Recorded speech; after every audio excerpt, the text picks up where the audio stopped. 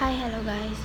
இந்த வீடியோவில் நம்ம மைக்ரோபயாலஜி பற்றி பார்க்க போகிறோம். ஸோ மைக்ரோபயாலஜி அப்படிங்கிறது லெவல் சிலபஸில் இருக்கிற ஒரு சாப்டர். இது ஒரு சிலரால் டிஃபிகல்ட்டான ஒன்றா பார்க்கப்படுறது, பட் இது ஈஸியான ஒரு ஓகே. இப்போ மைக்ரோபயாலஜி நுண்ணுயிரியல்னா என்னென்னா, வெற்றுக்கண்ணுக்கு தெளிவாக அவதானிப்பதற்கு முடியாத அங்கீகளான நுண்ணங்கியல் பற்றிய கற்கை தான் மைக்ரோபயாலஜி அப்படிங்கிறது. நுண்ணங்கி அப்படிங்கிறது என்னென்னு சொன்னால், நம்ம வெற்றுக்கண்ணாக இருக்கும்போது தனியனாக காணப்படக்குள்ள அவதானிக்க முடியாத என்னென்னா, அது கூட்டமாக காணப்படக்குள்ள ஒரு சில நுண்ணங்கிகளை அவதானிக்க முடியும். உதாரணம் பான்பூஞ்சனம். இது டைப் ஆஃப் ஃபங்கஸ். இது கூட்டமையோடு அவதானிக்கலாம். இதுவும் அல்கா வகை கூட்டமறியோட அவதானிக்கலுமாக இருக்கும். இது அல்கா தான், டைப் ஆஃப் ப்ரொட்டிஸ்டா. இது காளான். இது சும்மா நார்மலாக இருக்கும்போதே அவதானிக்கலாம். பிரதான நுண்ணங்கி கூட்டங்களாக என்னென்ன காணப்படுதில்லை. ஃபஸ்ட்டு பாக்டீரியா, நோய் ஏற்படுத்தக்கூடியது பாக்டீரியா, எல்லாம் இல்லை.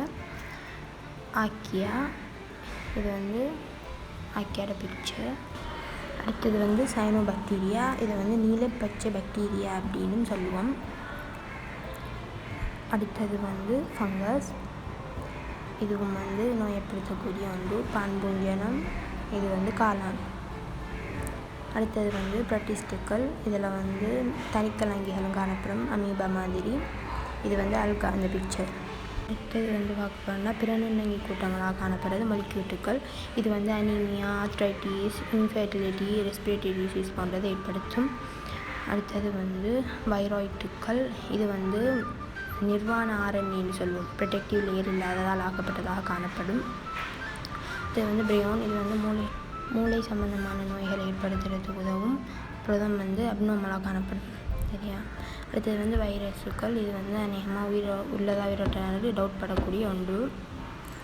இதுதான் சமரி.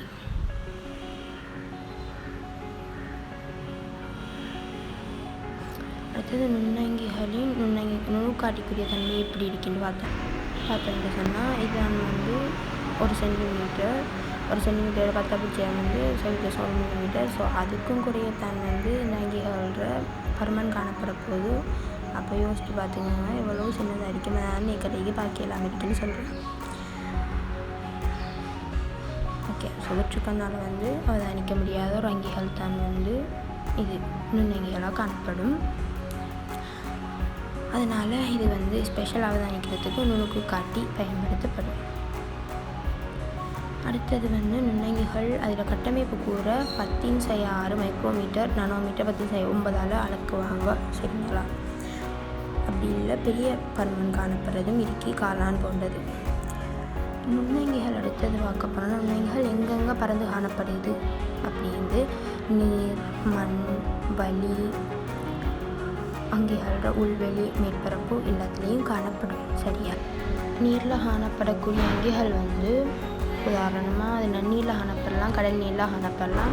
இதெல்லாம் உணவு சங்கிலி தொடர்புடைய அடிப்படையில் காணப்படும். அடுத்தது ஒளித்தொகுப்பு செய்பவையாக காணப்படும். இது உங்களுக்கு சாதாரணமாக தெரியும். ஒளித்தொகுப்பு முதலான உற்பத்தியாளராக காணப்படும். சரியா. அடுத்தது மண்ணுண்ணங்கிகள். இது மண், நீர், வலி உயிரினங்களுக்கு இடையில் இரசான மூலக மீன் சுழற்சியில் உதவும்.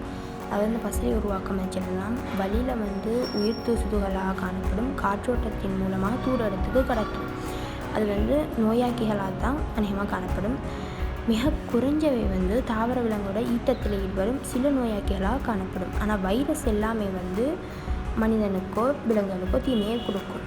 சில கடுமையான நிபந்தனைகளை வாழ்கிற அந்த நுண்ணங்கிகளை அதிதீவிர நாடிகள்னு சொல்லுவோம். இது எங்கெங்கே காணப்படுனா, புவி மேற்பரப்போட உட்புறம், அமுக்கமுடைய ஆழ்கடல் பிரதேசம், மிக அமிலக்கார சூழலில் காணப்படும்.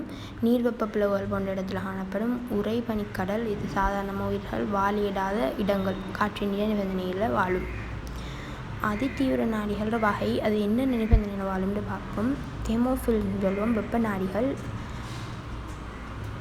இது நீர்வெப்ப பிளவுகள் போன்ற இடத்துல, எரிமலை, கொதிநீர் ஏரி, அது போன்ற இடங்களில் காணப்படும். இதுதான் அதில் பிக்சர். ஓகேயா. நிபந்தனை உயர் வெப்பநிலையாக காணப்படும். அடுத்தது குளிர் நாடிகள். குளிர் பிரதேசங்களில் உறைபனி பிரதேசத்தில் காணப்படுறது தான் இது வந்து காணப்படுற இடத்துக்குரிய உதாரணம். தேவையான நிபந்தனை வந்து லோ டெம்பரேச்சர் அது குறைய இருக்கணும். இது அசிடோஃபில்னு சொல்லுவோம். அமில நாடிகள் காணப்படக்கூடிய இடங்கள்.